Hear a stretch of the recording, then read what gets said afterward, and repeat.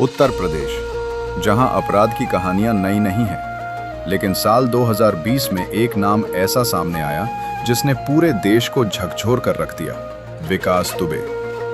कानपुर देहात का एक गांव बिकरू, यहीं से शुरू होती है उस शख्स की कहानी जिसने धीरे धीरे खुद को कानून से ऊपर समझना शुरू कर दिया। 90 के दशक में विकास दुबे ने अपराध की दुनिया में कदम रखा। शुरुआत छोटी थी, मारपीट, ऋण, जैसे जैसे समय बीता उसके हौसले भी बढ़ते गए। 1990 में गांव के ही एक व्यक्ति की हत्या के मामले में उसका नाम सामने आया। FIR दर्ज हुई, लेकिन कुछ ही समय बाद केस वापस ले लिया गया। यहीं से उसे समझ आ गया कि सिस्टम को कैसे अपने हिसाब से मोड़ा जा सकता है।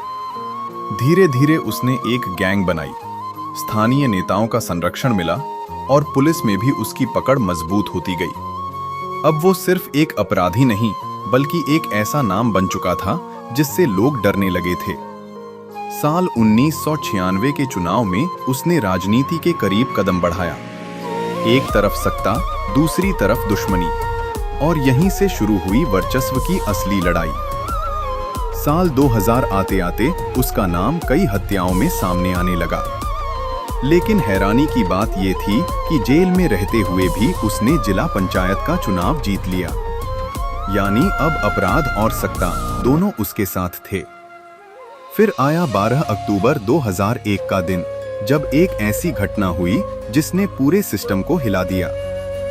विकास दुबे शिवली थाने पहुंचा। वहां बहस हुई और देखते ही देखते उसने थाने के अंदर ही एक राज्य मंत्री को गोलियों से भून दिया। सोचिए, थाने के अंदर हत्या, लेकिन इसके बाद भी कोई गवाह सामने नहीं आया। यहाँ तक कि सरकारी गनर और ड्राइवर ने भी मुंह मोड़ लिया। अगर आप जानना चाहते हैं कि आगे क्या हुआ, कैसे इस कहानी ने पूरा सिस्टम हिला दिया, तो इसका अगला हिस्सा जरूर देखें स्टोरीज ऑफ बरेली पर।